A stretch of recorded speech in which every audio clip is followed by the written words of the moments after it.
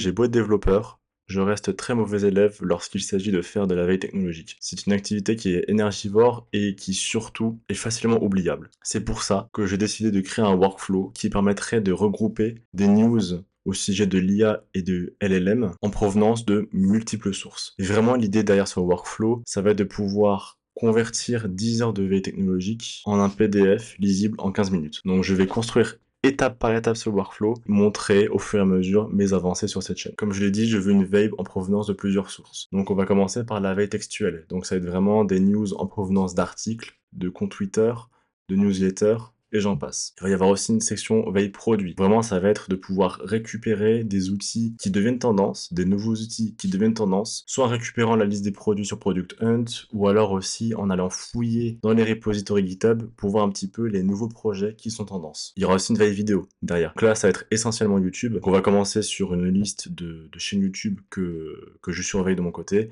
On va récupérer les vidéos récentes et pouvoir les retranscrire en message texte pour ensuite les résumer. Et pour finir, la dernière étape, donc ça va être vraiment dans cette approche itérative du workflow, ça va être de passer à une veille agentique, d'ajouter des agents et des outils propres à une huitaine, donc vraiment mettre en place des agents IA pour pousser la veille encore plus loin, mettre en place des MCP, etc. Ça reste hypothétique, on va voir ça vraiment au fur et à mesure de la construction du workflow. On va commencer par la première partie de la veille textuelle, déjà la veille news à partir de Perplexity. Première partie de ce workflow pour la veille automatisée ultime. Donc j'ai commencé par créer un workflow pour faire une veille entre guillemets textuelle des news IA/LLM. Je suis passé par un nœud Perplexity pour faire mes recherches. Je vais vous montrer point par point chaque nœud, comment ça fonctionne et comment je fais justement communiquer les données entre elles. Concernant le trigger, on va pas se concentrer là-dessus pour le moment.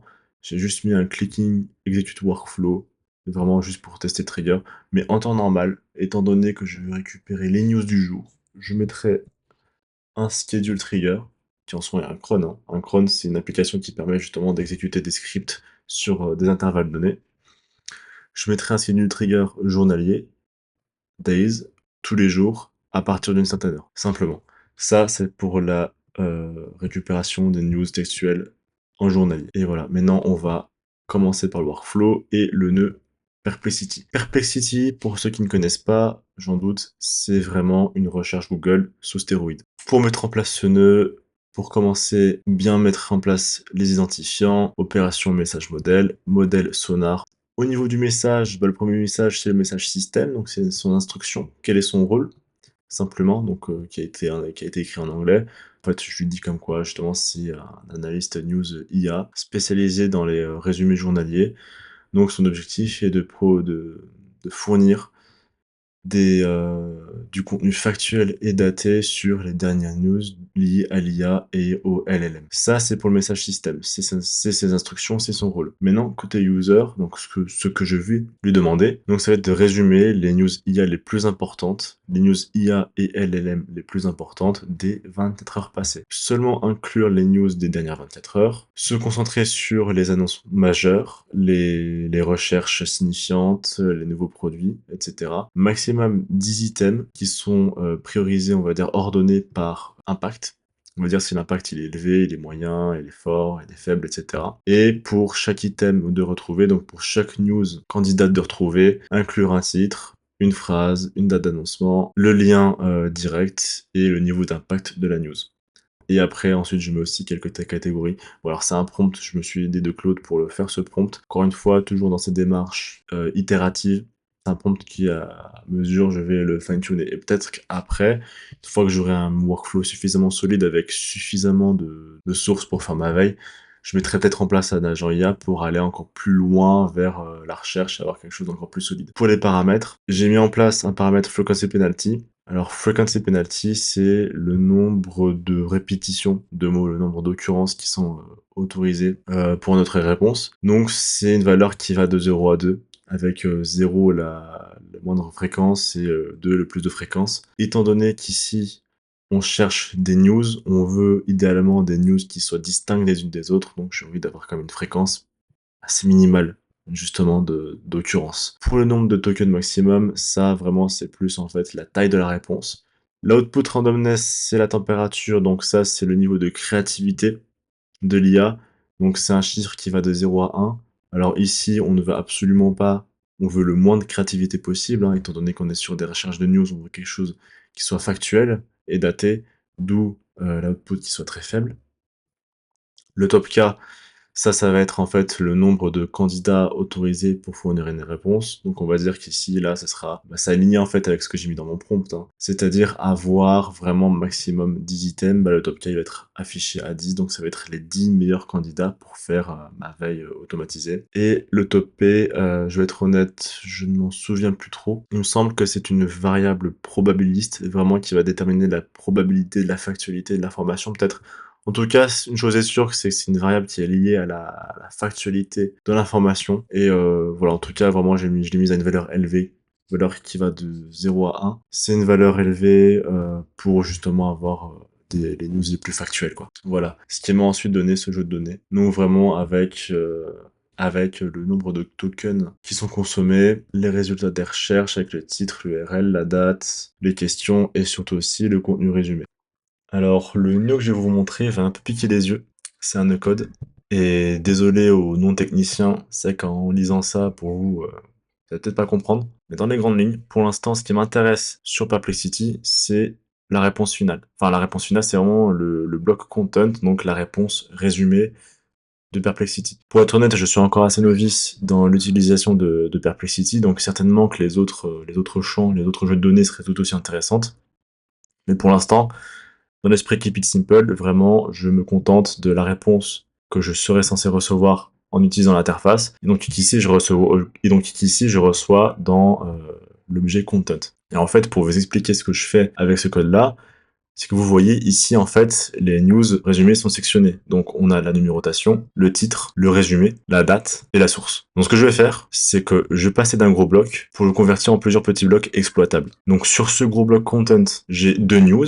La première ici avec le titre, la deuxième là avec le deuxième titre. Eh bien, je vais en faire deux objets. Ici, dans l'objet news item que j'ai créé grâce à ce code-là, eh ben, je vais avoir le rang qui en soit l'index, le titre, la description, la source, la date, et je n'ai pas d'impact. Alors voilà, comme quoi ce code n'est pas encore antifragile, c'est que je n'ai pas l'impact ici. Ah oui, peut-être parce que le nombre d'objets est mauvais. J'ai déjà eu cette erreur-là, hein. Donc si je réexécute, non plus.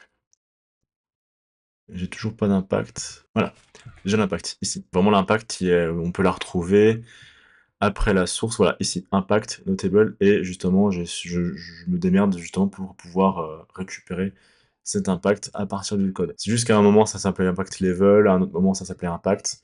Voilà, c'est pour dire que mon code, il n'est pas encore antifragile, et c'est là où, en fait, l'utilisation d'un agent IA serait tout à fait pertinente. C'est-à-dire qu'au lieu d'avoir un code maison comme ça, qui est ultra dépendant, en fait, de la syntaxe qui ressort de l'IA, de Perplexity, vraiment bah, avoir un agent IA où tu lui dis, bon bah écoute, tu vas recevoir le contenu de Perplexity, ou même juste un agent qui est entraîné sur Perplexity, fais les recherches et voici l'output que j'aimerais avoir pour chaque recherche que tu retrouves. C'est largement possible de faire ça, mais voilà, ça c'est encore dans cette approche itérative, voilà, voir comment on pourra améliorer, comment on pourrait améliorer ce no-code ou comment on pourrait améliorer justement l'outil de veille textuelle. Voilà, c'est tout ce qu'il y a à savoir pour le no-code. On passe à la suite sans plus tarder avec un no-if. Le no-if, on vérifie quoi? On vérifie la longueur du tableau. La longueur du tableau, ça veut dire quoi? C'est le nombre d'items qu'il y a dans le tableau. Donc si la longueur ici avec l'attribut length est égale à 0, ça veut dire que le tableau est vide. Dans le cas où il n'est pas vide, je continue mon traitement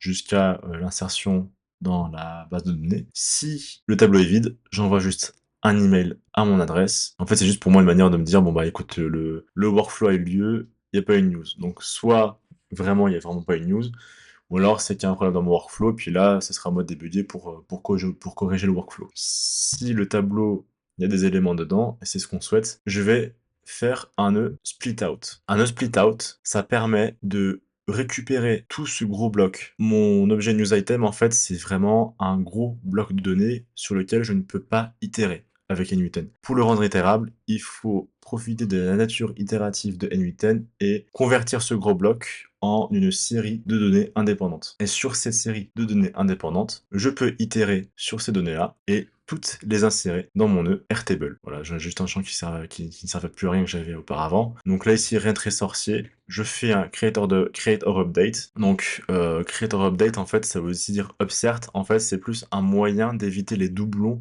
dans la table. Comme je l'ai dit, j'aimerais avoir les news les plus distinctes possibles quand il s'agit d'IA et de LLM. Donc ici, le Creator Observed, ça va vérifier une colonne spécifique, à savoir l'URL de citation qui généralement est un URL unique en fait, qui est très difficilement duplicable. Dans le cas où on voit dans le jeu de données que l'URL, la citation URL en fait est identique, on va pas créer de nouvelles lignes, on va juste remplacer les données existantes, les mettre à jour. Donc l'Observe c'est vraiment très utile, hein, surtout si vous voulez garder des contacts, des emails, des numéros de téléphone. C'est une manière de dire bon bah cette clé là elle est unique, donc on évite les doublons à partir du moment où on voit une clé qui est identique, on voit une occurrence sur une clé. Voilà, donc le workflow est prêt, on peut passer à la phase de test. On se retrouve pour tester tout ça sans plus tarder, on exécute le workflow. Alors pour vous montrer la table, j'ai bien 3 news qui ont été récupérées. Sur ma table Airtable, j'ai bien 3 news qui ont été conservées. Et la petite cerise sur le gâteau, j'ai bien reçu mon mail. La veille textuelle, voilà, donc encore une fois, je me répète, mais ça va être fortement amélioré. Je vais réitérer là-dessus, je vais chercher des pistes d'amélioration, voir s'il n'y a pas moyen de mettre un agent IA dans le lot,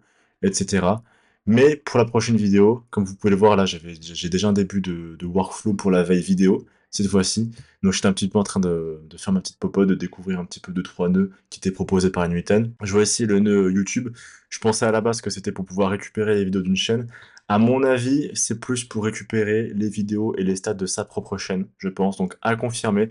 Donc peut-être qu'il y aura besoin de passer par d'autres moyens de scrapping ou de passer par un flux RSS.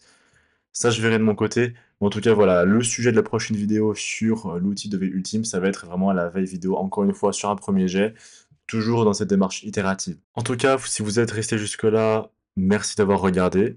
N'hésitez pas à liker, à commenter, à vous abonner. Dites-moi si vous aimeriez que je développe plus de sujets ou d'autres sujets qui vous intéresseraient aussi vis-à-vis du workflow, vis-à-vis de la veille technologique. Si jamais vous voulez travailler avec moi, réservez un premier appel de découverte via le lien Calendly en description. Sur ce, je vous souhaite une bonne soirée et puis je vous dis à très vite dans la partie 2.